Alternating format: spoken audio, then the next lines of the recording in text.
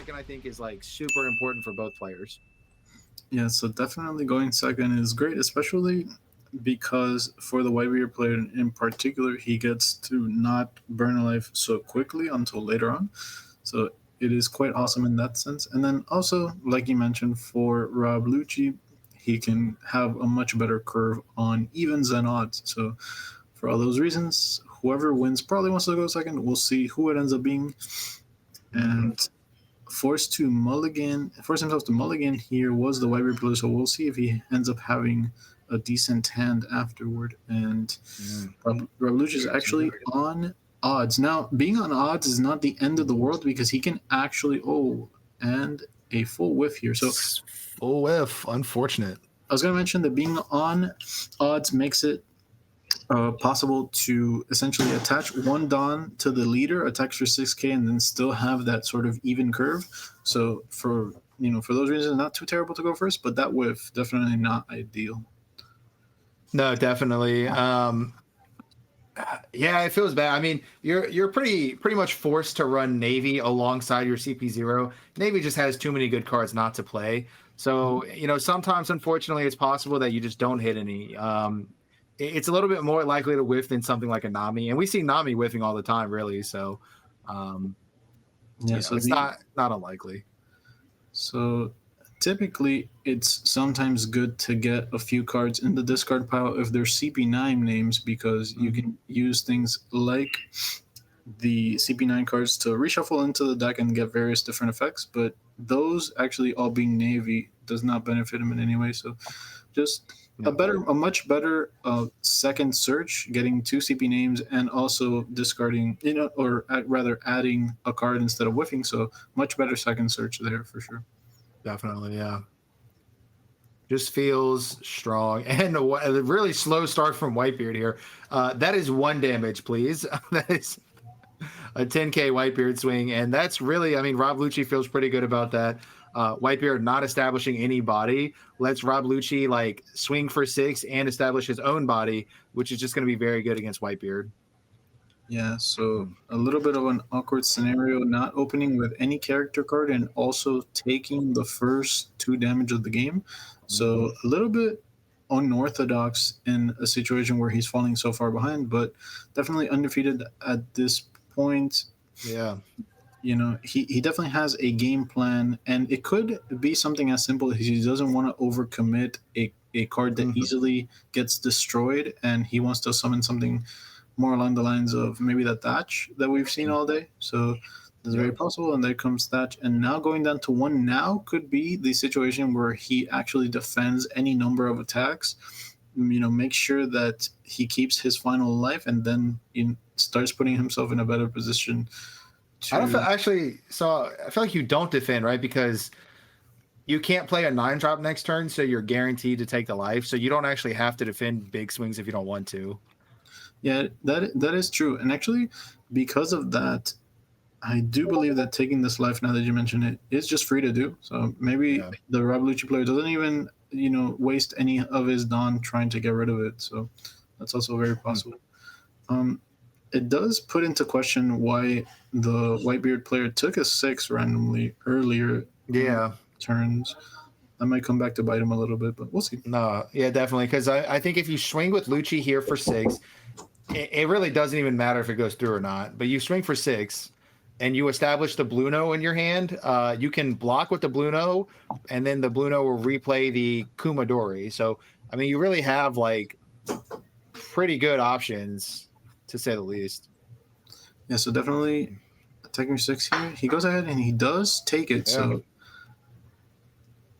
yeah, wow. Being at 0 life already is just great for the Lucci. Again, Rob Lucci swings over blockers very well because of his leader ability. If you only have 1 blocker and you block Lucci, he can just restand himself and attack again. So we do know Whitebeard it's known to have a bunch of counter power in hand, but we're going to see it getting worn out very quickly. And here's exactly what we can do. We can play this Blue No.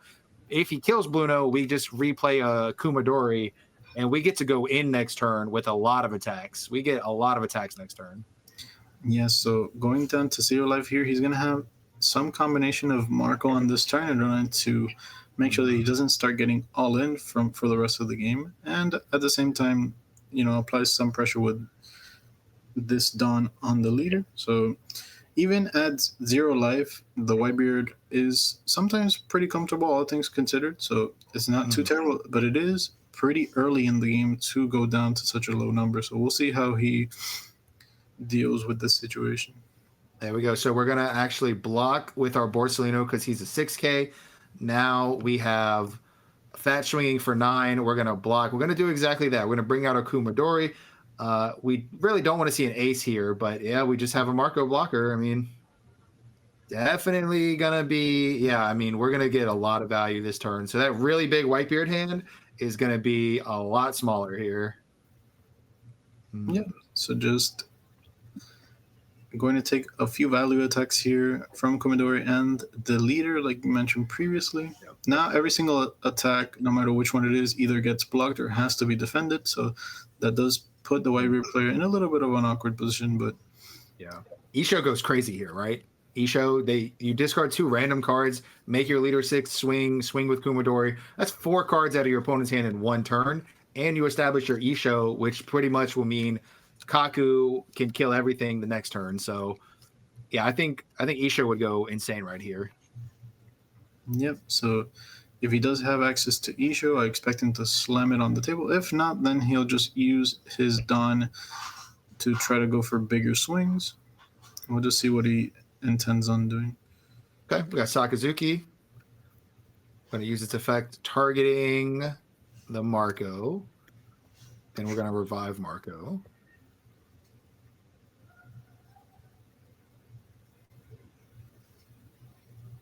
Okay. So yeah, and then, we're just going to protect. Using our blocker, I think this is pretty smart.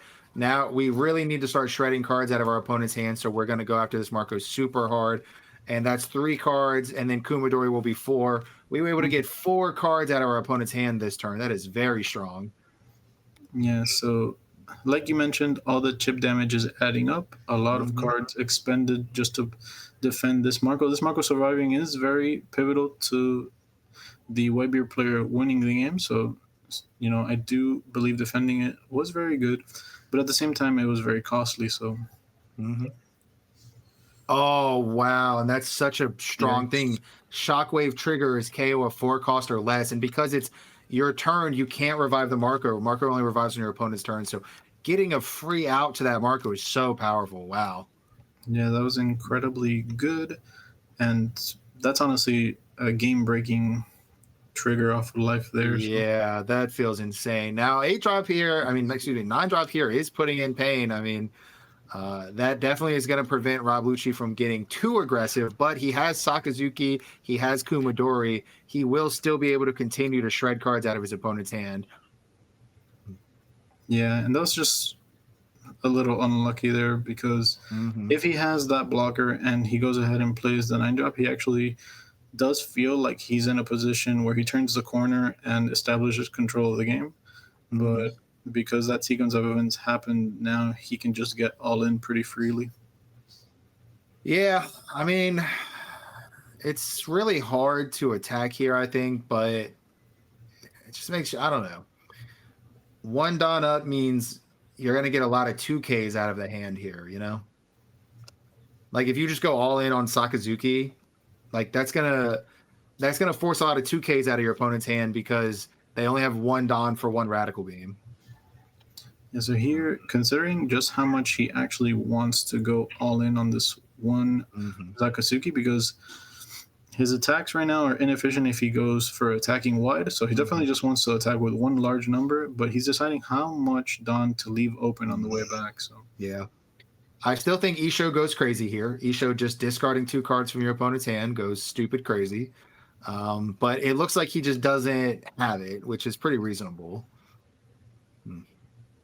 So he's counting just to make sure of what his magic number is going to be. 1 Radical Beam here actually trivializes most of this turn. So losing that Marco might still not actually spell the end of the game. Yep. It's just kind of crazy how in control the Whitebeard player was if this hadn't happened. So yeah. All right, we're going 14 here. Whitebeard getting out of it pretty easily. discarding another Marco, which is interesting. Yep. And then playing Fukuro, which is a blocker that cannot be KO'd. So really good, really well insulated against the Whitebeard swing because he can't kill it. So super strong blocker. So Yeah, here- Lucci definitely having the tempo this game. This is pretty much the game Lucci wanted to play. So now if the Whitebeard player actually has another 9-drop and another Radical Beam available, he could just trivialize this game, but Okay, ace is coming down. Oh, and there we go. And now we're going to be able to kill the Kumadori with our Whitebeard leader effect. We're going to be able to probably clear Sakazuki as well as Kumadori, and that is very powerful, in terms of putting pressure off of the field next turn. here. Yeah. So you believe this attack is going at Sakazuki. We'll see if it ends up being so. I doubt that the Whitebeard player can try to go for some sort of a lethal here because there is that 3-cost blocker in play, but Yeah. does that 3-cost blocker want to get in the way of Sakazuki? Because then if this 3-cost blocker gets destroyed, then the Sakazuki is still vulnerable to the ace and the leader attack. And at the same time, this, at some point on the next turn, the Bolsonaro might have to get in the way of one of these large characters. So there's a little awkward. It is awkward. Now, again, our moment, because depending on if he just lets it get destroyed or protects it, might be whether he tries to go for game on the next turn or not. And you can see him; he's definitely thinking about it. This is a very large inflection point. I will say though, so Whitebeard with 1 Dawn up, you could just go 15 with lead, and that would pretty much eat the rest of his hand. And you don't have to. He's really thinking about it. I think you don't actually have to kill him next turn. You just have to put yourself in a position where you can kill over a Marco, which is very possible. The likelihood of double Marco is like so low. He discarded a Marco and one is dead. So the likelihood of him having double Marco is so low. If you are able to discard most of his hand, then you can still win in 2 more turn cycles. So here, I believe you just let it go, right? Yeah, I don't know. There's no way you can protect it, so I don't know. He really thinks he probably thinks he needs it to win. So exactly, try to go. His mentality is probably to try to go for lethal. He needs to protect it. Yeah. If he protects it, this is essentially saying I have to go all in next turn. Right. Wow, he had 4 2Ks, and now Thatch is going to go into the Borsellino. There we go. Okay, so Sakazuki coming in for 16, 17, we're going to find out. Yeah. Yeah, I like it. Yep. So that is 16. Go ahead, Whitebeard. Get out of this one. 10, 12, 14, 16, 17, and swing for 6 for game. There we go. Rob Lucci going 9-0. That is insane. Wow. Yeah. So I just, bro, 4